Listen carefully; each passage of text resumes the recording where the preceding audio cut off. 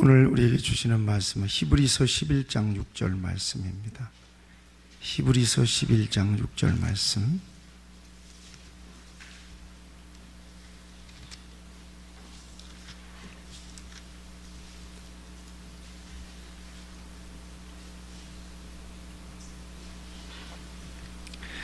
(6절에서) (10절까지) 있는 말씀을 제가 봉독하겠습니다. 믿음이 없이는 하나님을 기쁘시게 하지 못하나니 하나님께 나아가는 자는 반드시 그가 계신 것과 또한 그가 자기를 찾는 자들에게 상 주시는 이심을 믿어야 할지니라.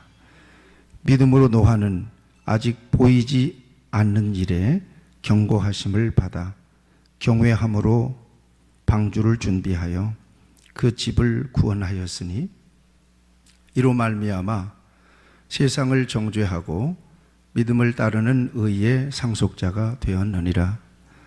믿음으로 아브라함은 부르심을 받았을 때에 순종하여 장래의 유업으로 받을 땅에 나아갈새 갈 바를 알지 못하고 나아갔으며 믿음으로 그가 이방의 땅에 있는 것 같이 약속의 땅에 거류하여 동일한 약속을 유업으로 함께 받은 이삭 및 야곱과 더불어 장막에 거하였으니 이는 그가 하나님이 계획하시고 지으실 터가 있는 성을 바랐음이라. 아멘. 말씀을 듣기 전에 잠시 기도하겠습니다. 오늘도 우리에게 귀한 말씀을 들려주실 주님을 찬양합니다. 정한 마음을 주시기 바랍니다. 말씀을 듣는 심령들 옥토 심령이 되기를 바랍니다. 말씀을 전하는 자의 입술과 마음과 생각을 하나님의 성령으로 진리의 영으로 사로잡아 주시기를 바랍니다. 오늘도 아버지 하나님께서 우리에게 주시는 귀한 말씀, 우리의 신비에 잘 새겨서 이 말씀 우리가 일생을 살아가는데 힘이 되고 능력이 되게 하여 주시옵소서. 이 시간을 축복하심을 감사하옵고 예수님의 이름으로 기도하옵나이다. 아멘. 오늘부터 4시간 동안 축복의 승부처라고 하는 제목으로 함께 은혜를 나눌까 합니다. 4시간이면 이제 이번 주로 비롯해서 다음 주, 다다음 주, 다다다음 주 해서 11월 셋째 주까지 이렇게 해서 중요한 주제들을 좀 한번 다뤄보도록 하겠습니다. 특별히 이제 저와 여러분들이 1년 믿은 것이 아니에요. 신앙생활이 연조가 오래되신 분들이 있고 이제 초신자도 있습니다. 그래서 아주 신앙의 중요한 기본을 저와 여러분들이 시간 좀 다루었으면 좋겠는데, 특별히 하나님께서 우리에게 주시는 모든 것은 복입니다. 하나님은 언제나 좋은 것을 우리에게 주시기를 원하시거든요. 그리고 하나님께서 우리에게 주시는 것을 받아 누릴 수 있는 능력은 믿음의 능력밖에는 없습니다. 그래서 늘 얘기합니다만 하나님의 보고를 열 수 있는 유일한 열쇠는 믿음이다. 그래서 믿음. 그래서 오늘 첫 시간은 구체적으로 이 믿음에 대해서 잠시 저와 여러분들 한번 또 나눠보기를 바랍니다. 같이 하시죠. 주여, 내게 믿음을 주세요. 분명히 내가 믿고 있긴 믿고 있어요. 하나님이 어떤 분인지, 예수님이 어떤 분인지, 또 나름대로 정상적으로 신앙생활도 하고 있고 예배생활도 하고 있어서 내가 믿고 있는 것은 사실인 것 같은데, 구체적으로 믿음의 내용 속으로 들어가 보면 내가 정말 믿고 있는 것인가, 내가 믿는 자로서 이렇게 살아도 되는 것인가, 정말 내가 이 믿음 가지고 하나님 앞에 서기까지 정말 내 인생을 승리할 수 있을 것인가, 스스로 생각할 때 많은 부족을 느낍니다.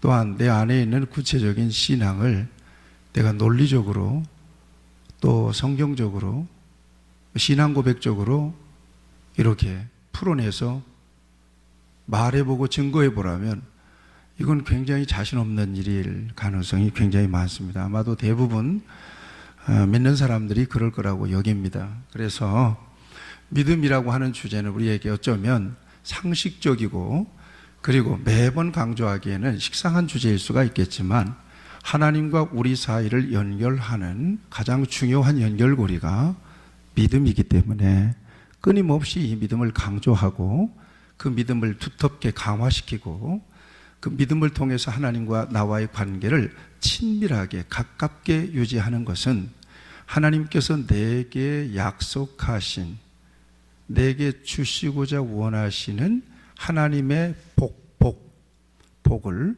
충만하게 누릴 수 있는 가장 중요한 비결이고 절대적 비결이기 때문에 오늘 다시 한번 이 믿음을 강조하기를 원합니다. 성경은 약속입니다. 그래서 구약과 신약 그렇습니다. 무슨 약속을 하셨느냐? 궁극적으로 구원을 약속하셨습니다. 성경에서 말하고 있는 중심 주제는 구원입니다. 그러면 도대체 구원이냐? 왜? 10원도 아니고 11원도 아니고 구원이냐? 구원이라고 하는 건 도대체 뭐냐? 하나님과 우리 사이에 죄로 끊어진 관계가 회복된 상태를 구원이라고 얘기합니다. 아멘. 그래서 구원이라고 하는 것은 무슨 형상이 있는 게 아니에요. 영이신 우리 하나님과 나 사이 관계가 예수 그리스도로 인하여 회복된 거예요. 이게 구원입니다. 그러면 그 구원은 어떻게 받는 것이냐? 구원 어떻게 받는 것이냐? 성경은 우리에게 분명하게 말씀하고 있습니다. 예수 그리스도를 하나님이 대속주로 보내셨음을 받아들이는 것이죠. 받아들이십니까? 받아들이는 거예요. 내 마음속에 인정하는 거예요. 믿음은 막 기합 세게 준다고 해서 세게 믿는 것도 아니고 성령의 감화에 의해서 예수님 내 구주이신 것이 받아들여지는 거예요. 그리고 예수님을 인격적으로 받아들이는 거예요. 내 마음의 문을 열고 예수님 오십시오. 그래서 예수님 이제부터는 내 주인입니다. 예수님 이제부터는 나의 왕입니다. 예수님 이제부터는 예수님이 나를 소유하셨습니다. 예수님 뜻대로 살겠습니다. 그래서 예수님을 모시고 예수님이 우리 안에 오셔서 나에 대한 통치가 확실하게 이루어진 상태를 우리는 구원이라고 이야기합니다. 자, 예수님을 모시는 이 외에는 이렇게 구원을 받을 수가 없기 때문에, 그러니까 절대적인 거죠. 다른 차선이 있을 수가 없는 거예요. 오직 예수 그리스도로만 하나님과의 관계가 회복되고 그럼으로써 내가 구원받게 되는 것이기 때문에 예수는 복음이란 말이에요. 예수님에 대한 소식은 복음이에요. 오직 예수님에게만 구원이 있기 때문에 그렇습니다. 복음이라고 얘기하는 것이죠. 그러면 구원받으면 어떻게 되는 거냐 하는 거예요. 두 가지예요. 이 세상에서 구원받으면 어떻게 되는 거냐. 이 세상에서 구원받은 사람들은 인생의 가치와 목적이 전혀 다른 인생을 삽니다. 특별하게 어떻게 달라지느냐. 예수 믿기 전에는 세상에서 잘 먹고 잘 사는 것이 땡입니다. 그러나 예수 믿은 이후에는 인생의 가치가 위로 올라가요. 이렇게. 그 다음에 인생의 가치가 영원한 것으로 이렇게 변합니다. 하늘을 소망하게 되고 또 위를 바라보게 되고 그 다음에 영혼을 생각하면서 오늘 내 삶의 자리를 살아가는 거란 말이에요. 그러니까 영원히 내 인생을 끌고 가는 인생이 되는 거예요. 그러니까 세상에서 환난을 당하고 어려움을 당해도 그리스도 안에서 우리에게 약속된 영원한 하나님의 나라, 영생을 바라보고 오늘 이겨낼 수 있는 거란 말이에요. 오늘 남보다 탁월한 인생을 사는 사람이라 할지라도 그거 이 세상에서 제한된 인생 동안만 누리고 사는 것이라고 여기니까 그것 때문에 예수 믿는 사람은 절대 같이 비교해서 영원한 것과 이 세상 것을 절대 비교 가치로 여기질 않습니다. 그래서 교만하지 않는 거예요. 많이 배워도 잘난 체 하지 않는 거고. 여러분 생각해 보세요. 사람의 생명이 2개입니까? 3개입니까? 여러 개입니까? 하나입니까? 하나밖에 없단 말이에요. 세상에서 목숨이 끊어지는 그 순간 그 사람이 세상에서 누리고 있던 모든 자원은 이미 그 사람의 것이 아니란 말이에요. 보세요. 목숨을 장담할 수 있습니까? 누구라도? 그래서 제가 우리 성도들에게 늘 강조하는 것은 적어도 정말 인생의 주권이 주인이 하나님이신 것을 믿는 사람은 교만하면 안 된다는 거예요. 교만하면 안 된다는 거예요. 하나님이 하나만 건드리면 끝나는 거예요. 끝. 이것을 아는 사람은 절대 교만 못해요. 잘난 척하지 못해요. 이것을 아는 사람은 이 세상에서 주어진 지식과 물질과 명예와 모든 권세는 하나님께서 나에게 맡겨주신 하나의 자산이지 탤런트지 그 이상도 이하도 안 해요. 거기에서 또 행복이 있는 것도 아니고요. 이 기독교 신앙이 염색인 신앙은 아닙니다. 현실을 굉장히 중요하게 여기면서도 현실적으로 우리에게 주어지는 것들이 절대적인 가치로 받아들이고 사는 사람들이 아니란 말이죠, 여러분들이. 그것이 최종 하나님이 우리에게 주신 목적이 아니라는 거예요. 가치가 상대적인 것들이고 필요한 것들이지. 하나님 많이 주셨으면 많이 받은 만큼 사명을 감당하면 되는 거예요. 그만큼 책임은 더 따른 거예요. 많이 받았는데 하나님의 영광을 위해서 못 살잖아요. 그럼 그것 때문에 그 사람이 찔린단 말이에요. 그것 때문에 타락하고 그것 때문에 망한단 말이에요. 부족하면요, 하나님께서 부족하면 부족한 대로 내게 채워주실 것을 기대하는 거예요. 그리고 부족한 이 순간, 연약한 이 순간을 원망하지 않는 거예요. 불평하지 않는 거예요. 그러니까 하나님을 믿는다는 것은 세상이 감당이 안 된단 말이에요. 세상이 절대 믿는 사람 밭장을 못 든단 말이에요. 반드시 믿는 사람이 이기게 돼 있거든요. 하나님을 이길 수 없다면 세상이 믿는 사람도 못 이긴단 말이에요. 신앙은 이렇게 무시무시하는 거예요. 믿음이 들어가면. 그러니까 예수 믿는 여러분들이 혹 믿지 않는 가족들이 혹 있다면, 믿지 않는 가족들이 여러분들의 신앙을 태클을 건 수도 있어요.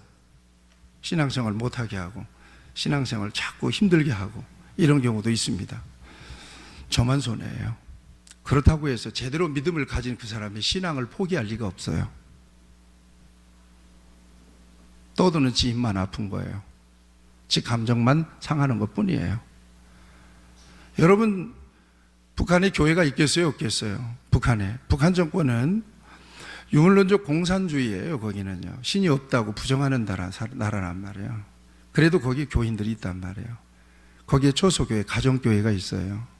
그 사람들이 오물에조물에 모여서 김일성, 김정일 부자 사진을 엎어놓고 하나님 앞에 예배를 드리는 장면들이 여러분 유튜브에 또 돌아다니잖아요.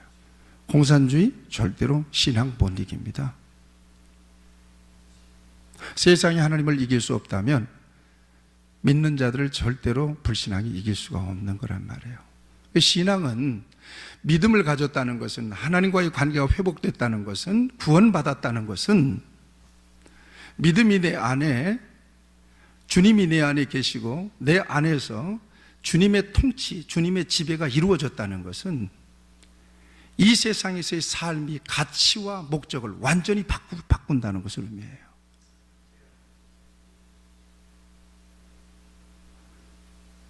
똑같은 현상이지만 세상 사람들이 절망하는 현상, 그 이면 속에서, 그 속에서 예수 믿는 사람들은 위를 바라보고 하늘을 소망하고 영이신 하나님을 섬기고 살아가는 사람들은 언제나 소망을 보는 거예요. 그래서 항상 기뻐할 수 있고 범사에 감사할 수 있는 거예요. 여기 기차님 오늘 예배 왔네? 교통사고 나서 다리가 부러졌어요. 저것 때문에 하나님을 원망했나요? 부모들? 아니에요. 당장에 어떤 마음이 들어요? 저놈 하나님이 목숨을 데려갈 수도 있는 상황이었단 말이에요. 저만큼 다친 거 감사합니다. 고칠 수 있는 거 감사합니다. 다리 부러지고 교통사고 난 상황 속에서 감사할 이유가 어마어마하게 많아요. 저 생명 살려주셔서 감사합니다. 부러져도 통뼈가 부러졌으니 감사합니다. 붙으면 더 단단해지니 감사합니다. 안 믿는 사람들은요, 그날 재수원 붙었어, 액땜했다고 여기자, 그리고는 사는 거란 말이에요. 여러분, 이 가치가 어마어마한 가치예요. 이런 관점을 가지고 살아간다는 것은 엄청난 가치란 말이에요, 이게. 자, 회사를 하다가 망했어. 정말 나는 왜 그렇게 운때가 이렇게 없냐? 하는 일마다 이렇게 엎어먹고 말이야. 그리고는 스스로 비관하고 스스로 이걸 회복하려고 노력하다 안 되면 안 믿는 사람들은 어떻게 해요? 나나 가면 되지. 그리고는 유서 하나 써놓고 죽어버려요. 전화 죽지. 아이고, 내가 뿌린 씨앗들 내가 거둬야지. 새끼들 다 주고 가족들 다 데리고 가버려요. 자, 이런 관점이에요. 그러나 예수를 믿고 궁극적으로 하나님의 통치가 집에 이루어진 사람들은 궁극적인 하나님의 최선을 믿어요. 하나님의 궁극적인 승리를 믿는 사람들이에요. 그 속에서 하나님이 하시려고 하는 일이 있을 거다. 이 일을 하나님이 막으신다면 다른 길을 여시겠지. 아멘. 문이 닫혔다고 생각하는 사람과 다른 길이 열려 있다고 생각하는 사람의 삶의 태도는 극단적으로 다를 수 있는 거예요. 망했다라고 생각하는 것과 아니야, 이건 새로운 일을 계획하시는 하나님의 선하신 계획이 있을 거야. 그리고는 하나님의 뜻을 구하고 다시 용기를 내는 것과는 전혀 인생을 바라보는, 현상을 바라보는 각도가 다른 거예요. 이게 구원받은 사람들의 시각입니다. 아멘입니까?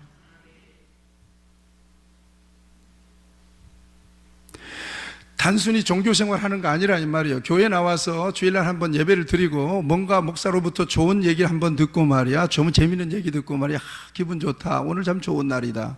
세상 사람들을 만나서 정말 들로 산으로 이게 놀러 가는 것도 좋지만은 그래도 참 보람도 있고 괜찮다 말이야. 이런 차원이 아니라 이 말이야. 신앙은, 같이 하죠. 신앙은 모든 것이다. 아멘. 자, 이 땅에서 그러한 믿음의 은혜가 우리 모두에게 있다면, 구원받은 사람들에게 이 세상 끝나면 어떻게 돼요? 세상 사람들은 끝나면 뭐라고 얘기합니까? 아이고, 인생 끝나면 끝나는 거지. 백이면 백. 믿음이 없는 사람들은 내세를 불신합니다. 영혼을 불신합니다. 어떻게 살든지 간에 살다가 죽으면 끝나는 거라고 보는 거예요. 끝. 나도 그랬으면 좋겠어. 끝. 나도 이 세상에서 살다가 영원히 없었으면 좋겠어. 나도 나름대로 좀 최선을 좀 박터지게 하면서 좀 잘 살아보게, 세상에서 마음대로 한번. 그러나 성경은 끝이 아니라는 거예요. 이것으로 인생이 제동이 돼요. 끝이 아니다.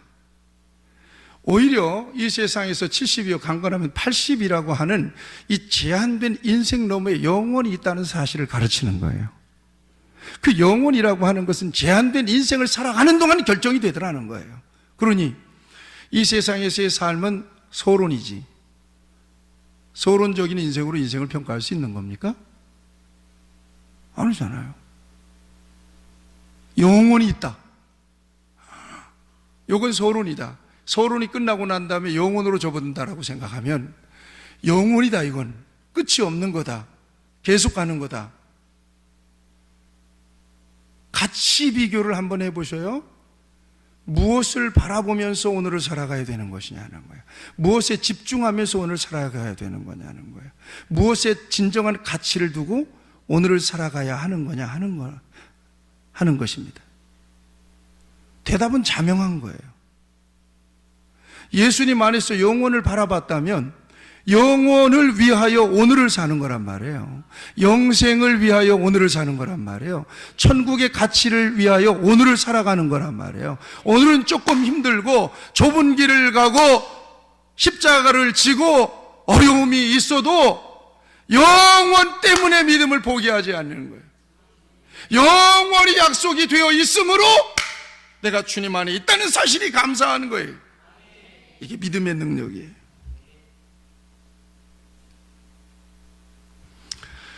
잘 먹고 잘 살자고 하는 가치는 세상 종교에도 있어요. 그렇잖아요.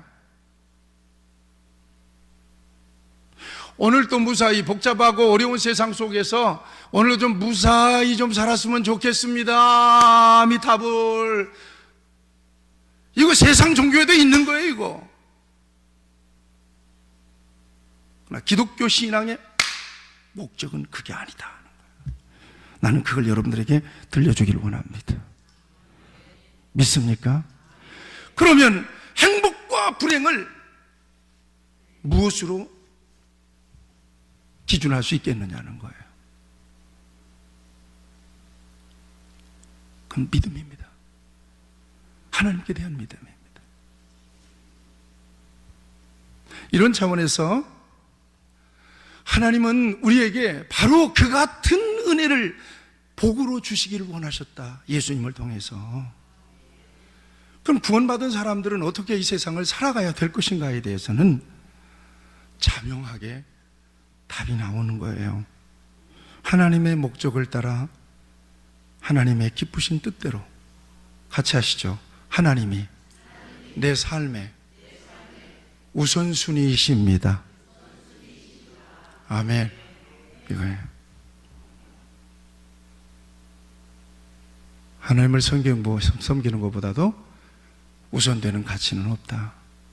이렇게 여기고 사는 거죠. 자, 이것을 성경은 여러 면에서 우리에게 증거해 주고 있는데, 그러니까 성경을 통해서 하나님께서 저와 여러분들에게 주시고자 하시는 하나님의 복을 약속을 통해서 주셨는데, 구약은 약속하셨고 신약은 성취되었으며 예수 그리스도 안에서 우리에게 영생이 약속되었고요.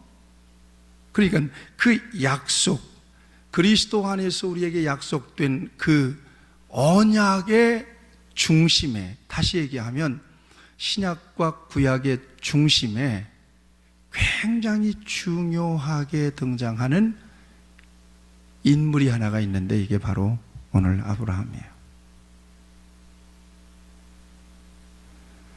아무리 생각해도 믿음을 이야기할 때 성경은 믿음의 사람들의 이야기가 굉장히 많은데 아브라함의 이야기를 벗어날 수가 없어요.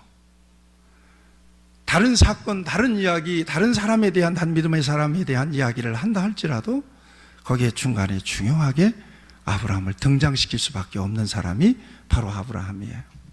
어렸을 때부터 골백 번도 더 들었어요. 아브라함에 대한 설교를 수없이도 저는 많이 했어요. 그만큼 중요한 사람이죠. 신약과 구약, 그리스도를 통해서 인류를 구원하시기 위해서, 그리스도를 통해서 구원하시기 위해서 우리 예수님을 보내신 이 중심의 중요한 연결고리로 아브라함이라고 하는 사람이 있어요.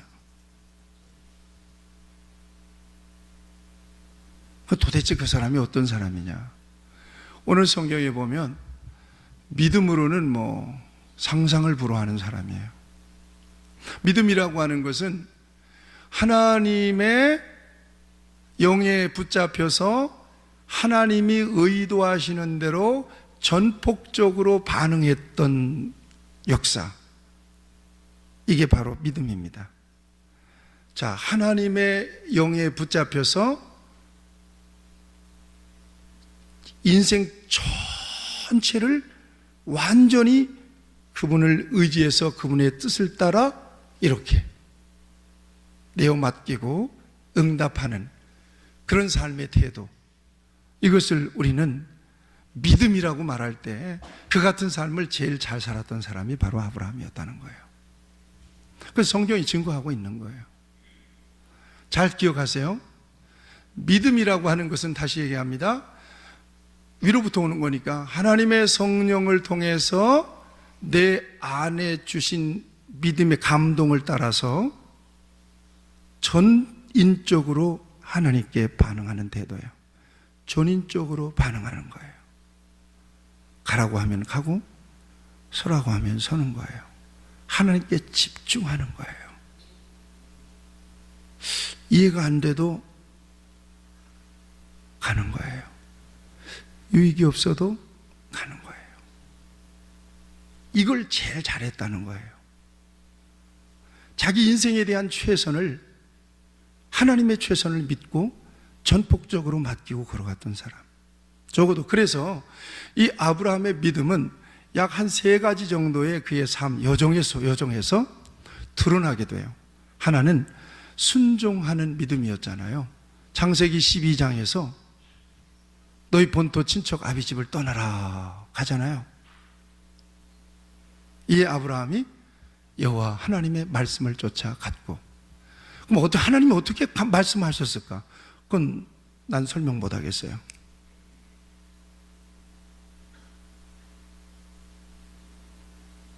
중요한 건 하나님이 감동을 통해서 전폭적으로 그의 의지, 마음과 생각을 붙드셨다, 이렇게 설명할 수밖에 없어요. 그래서 그를 부르실 때 하나님의 음성을 특별하게 받았어요. 자, 그때는 그랬어요. 아브라함 때는 그랬어요. 그렇게 하나님이 그를 통제하셨어요. 오늘은요, 오늘도 역시 하나님께서 그렇게 또 통제하시지만, 오늘은 틀림없는 말씀이 있어요. 오늘은 말씀 따라가면 돼요. 아멘. 말씀을 무슨 꿈에서 환상으로 받으려고 할 필요가 없어요. 설교 시간에 말씀을 듣고, 여러분들이 묵상하는 가운데 말씀을 듣고, 말씀대로 순종하는 것은 하나님을 따라가는 거예요. 그러나 아브라함은 전인적으로 하나님의 성령이, 하나님의 힘이, 하나님의 신이 그를 통제했을 거라고 봐요. 그를 부르셨어요. 콜링한 거예요. 너는 너의 고향을 떠나야 되겠다. 내가 너에게 지시할 땅으로 가라. 그럼 내가 가는 곳에 너와 함께 하여서 너에게 복을 주겠다. 너를 축복하는 자에게 내가 축복하고, 너를 저주하는 자를 저주하고, 너를 전폭적으로 책임져 주겠다. 그는 어느 날 갑자기 이런 엄청난 하나님의 감동을 받고 바로 짐을 쌉니다. 그래서 가산을 정리해서 어디로 가야 할지, 여러분, 지시한 땅이 아니에요. 지시할 땅이에요. 지시한 땅이 아니라 지시할 땅이에요. 이건 밑도 끝도 없는 거예요. 하나님만 믿었지 어떻게 인도할지 몰라. 그래도 지시할 땅으로 가라고 말씀하시는 하나님의 감동하심, 하나님의 전인적인 어떤 이 부어주시는 그런 어떤 그 은혜, 여기에 붙잡혀서 바로 스타트 한 거예요. 여기에 믿음이 있다는 거예요. 우물쭈물하지 않았다는 거예요. 하나님의 뜻이 선명하게 발견되었는데, 하나님의 감동이 왔는데, 영적인 필이 왔는데, 필이 팍 꽂혔는데도 우물쭈물하지 않았다는 거예요. 계산하지 않았다는 거예요.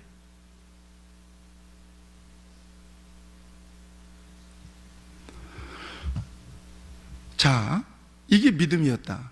그 다음에 또 하나는 그런 상황 속에서 지시할 땅으로 그를 인도하실 하나님을 아브라함은 집중할 수밖에 없었어요. 눈을 뗄 수가 없었다. 어떻게 눈을 뗄 수가 없었느냐? 가는 곳마다 여호와의 이름을 위하여 제단을 쌓았다는 거예요. 무슨 얘기냐?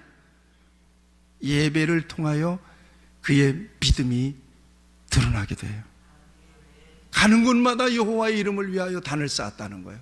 무슨, 그럴 수밖에 없어요. 어디로 끌고 가실지, 어떻게 인도하실지 나는 몰라. 하나님만 아셔. 그러니까 아브라함은 하나님께만 집중할 수밖에 없는 거예요. 그럼 하나님께 집중 안 하면 길을 잃어버려. 그래서 가는 곳마다 여호와의 이름을 위하여 단을 쌓았어요. 예배를 드렸어요. 기도를 했어요. 그리고 하나님과 끊임없이 관계하고 접촉했어요. 그리고 그를 부르실 때 하나님의 감동을 받았고, 끝까지 그 감동을 따라서 믿음으로 반응을 하며 갔다는 거예요. 두 번째는 예배가 있었고, 세 번째는 극단적인 헌신이라고 제가 제목을 붙였어요. 극단적인 헌신이에요. 100세 얻은 아들을 하나님 앞에 모리아산에 바치라고. 바쳐라. 그가 그 감동하심을 받았을 때 거부할 수 없는 하나님의 힘, 하나님의 영적인 기운, 하나님의 전인적인 그런 어떤 감동을 그가 받았을 때 거부할 수 없는, 어떻게 자식을 바칩니까?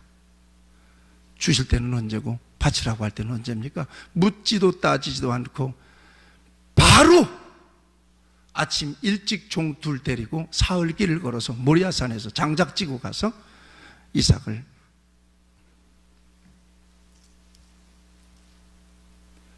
목을 젖히고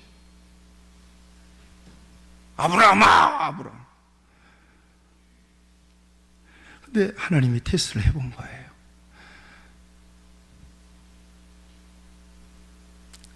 결정적으로 그 일로 인하여 아브라함의 믿음이 하나님께 딱 인정이 돼요.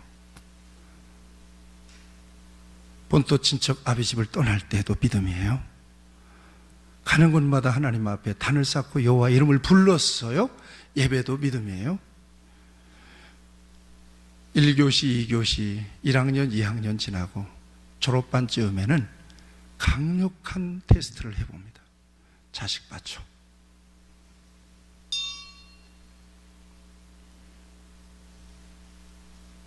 그대로 순종했어요.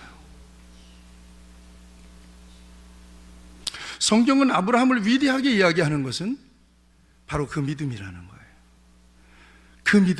그 믿음 때문에 그가 복받은 사람이 되는데, 마지막 그의 믿음을 완성하는 마지막 이삭을 바치는 순간에 하나님은 드디어 합격 통지서를 보냅니다. 뭐라고 보냅니까?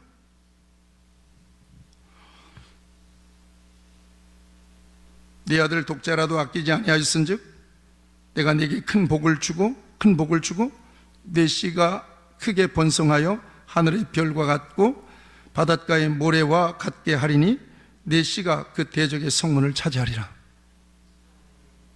내가 이제야 내 믿음을 보겠다. 인정 합격 도장을 딱 찍어주시는 거예요. 합격 도장을 받았다는 것은 하나님께 인정받았다는 것이고, 하나님께 인정받았다는 것은 하나님께서 그 어떤 것을 맡겨도 너는 내 뜻대로 나의 기쁨을 위해 살 수 있다는 하나님의 마음에 인정이 있었다는 것을 의미합니다. 그게 바로 믿음인데, 그 믿음을 로마서에서도 증거하고 있고 오늘 히브리서 신약에서도 증거하고 있습니다. 그러니까 성경은 전체적으로 신앙 전반, 신앙생활, 우리의 신앙생활 전반에서 이 아브라함을 절대로 떨쳐버릴 수가 없는 사람이 바로 아브라함이에요. 그건 우리의 선망이고 또 우리의 인생의 모델이 되고 또 축복의 모델이 되죠. 그 믿음을 오늘 히브리서는 이렇게 증거하고 있습니다. 8절 말씀을 다 같이 읽겠습니다. 시작. 믿음으로 아브라함은 부르심을 받았을 때에 순종하여 장래의 유업으로 받을 땅에 나아갈새 갈 바를 알지 못하고 나아갔으며, 믿음으로 그가 이방의 땅에 있는 것 같이 약속의 땅에 거류하여 동일한 약속을 유업으로 함께 받은 이삭과 야곱과 더불어 장막에 거하였으니 이는 그가 하나님이 계획하시고 지으실 터가 있는 성을 바랐습니다. 하나님께서 그에게 주신 비전을 바라보고 중단 없이 흐느적거리지 않고 걸어갔던 사람이었다는 거예요. 자, 또 그럴 것이 로마서 4장을 보면 뭐라고 그의 믿음을 기록하고 있습니까? 로마서 4장을 한번 펴보십시오.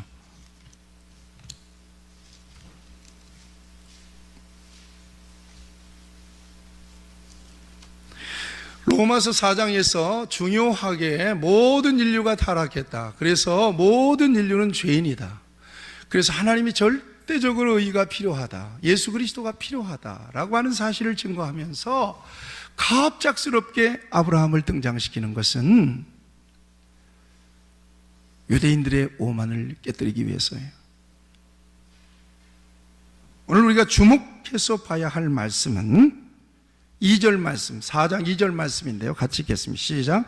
만일 아브라함이 행위로서 의롭다 하심을 받았으면 자랑할 것이 있으려니와 하나님 앞에서는 없느니라. 성경이 무엇을 말하느냐? 아브라함이 하나님을 믿음에 그것이 그에게 의로 여겨진 바 되었느니라. 아멘. 믿음이라. 믿음. 믿음. 그런데 그 믿음이 어떤 믿음이냐? 17장 같이, 17절 같이 읽어보겠어요. 17절, 17절, 18절, 시작. 기록된 바, 내가 너를 많은 민족의 조상으로 세웠다 하심과 같으니, 그가 믿은 바 하나님은 죽은 자를 살리시며, 없는 것을 있는 것 같이 부르시는 이시니라. 아브라함이 바랄 수 없는 중에 바라고 믿었으니, 이는 네 후손이 이가 되리라 하신 말씀대로 많은 민족의 조상이 되게 하려 하심이라. 아멘. 바랄 수 없는 중에 바라고 믿었던 그의 믿음을 높이 올립니다. 최고의 모델로 올립니다. 그런데 여러분, 이거 아셔야 돼요. 그가 믿어서 하나님께 복을 받았잖아요. 잘 들으세요. 같이 하시죠. 믿으면 복을 받습니다. 하나님을 믿으면 반드시 복을 받는데, 그 믿음은 하나님께로부터 왔잖아요. 하나님께로부터 왔어요. 하나님을 믿었다는 것은 하나님의 모든 자원들이 다 그의 것이라는 것을 의미해요. 그런데 내가 오늘 하나님을 믿는 사람으로서 이 믿음을 위해서 내가 한 일이 있을까요? 없을까요? 내가 한 일이 있을까요? 없을까요? 내가 한 일은 없어요. 어제 제가 우리 시골교회를 갔다 왔어요. 시골교회 갔더니 50주년 임직식을 하는데, 거기에 흑백 사진도 있고 옛날 사진들 다 있어요. 10대 때 내 모습도 있고요. 머리를 팍팍 깎고 내가 교회 학교 부장할 때 아이들 다 끌어안고 있던 내 모습도 있고요. 성가대를 지휘하던 내 모습도 있고요. 기억이 너무 새로웠어요. 거기 여러 사람들이 마치 홈커밍 데이를 하듯이 다 초청을 했어요, 목사님이. 그래서 그때 친구들, 그때 후배들, 그때 내가 요만한 코 올리게 요만한 것은 나한테 굿보게 누구냐 그랬더니 흰머리가 이렇게 나가지고, 저 아무개예요. 저 목사 됐어요. 그래요. 그러냐?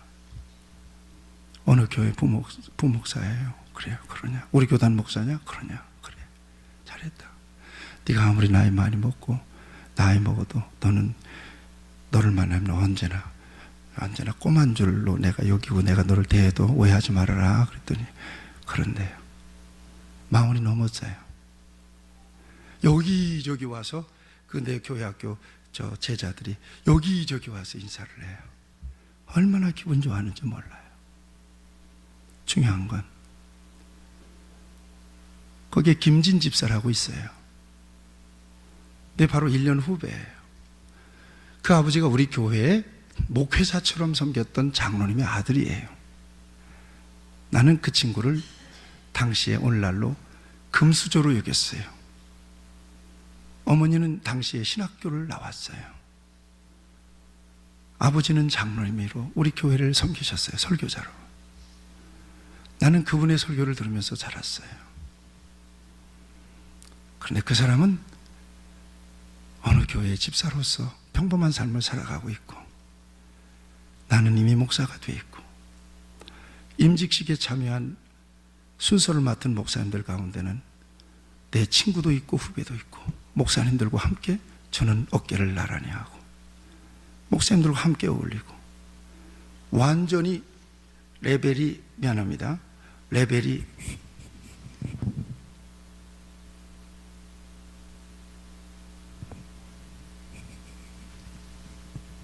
달라졌어요. 내가 똑똑해서 잘난 것은 아니에요.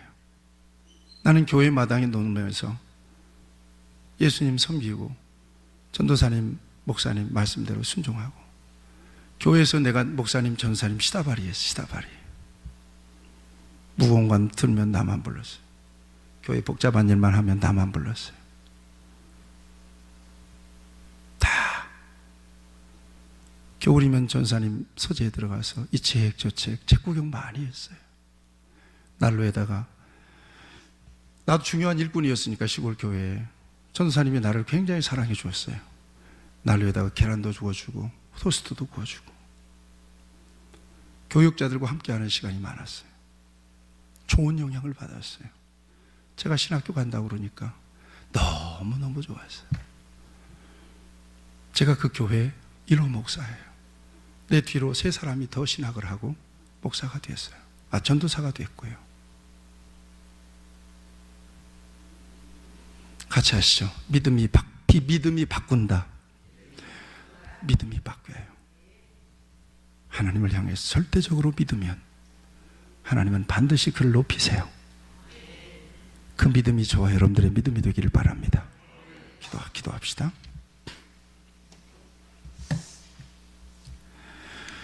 하나님 아버지, 오늘 아브라함의 믿음 우리가 여러 번 듣고 있습니다만 참 위대한 믿음입니다. 이 믿음 담기를 바랍니다. 이 믿음으로 하나님께서 우리에게 주시는 복을 넘치게 나도 누릴 수 있기를 바랍니다. 예수님 안에서 하나님 우리 아버지가 되었사오니 이제 우리의 남은 삶이 하나님 안에서 믿음으로 하나님의 자원을 풍성하게 누리며 사명을 감당하는 인생이 되기를 바랍니다. 우리 교회는 그 같은 하나님의 사람들로 충만하기를 바랍니다. 하나님 아버지, 귀한 성도들 일일이 돌아보시사 주의 은혜 가운데 붙드시고 하나님이 인정하시는 온전한 믿음으로 이끌어 주시옵소서. 예수님의 이름으로 기도하옵나이다. 아멘.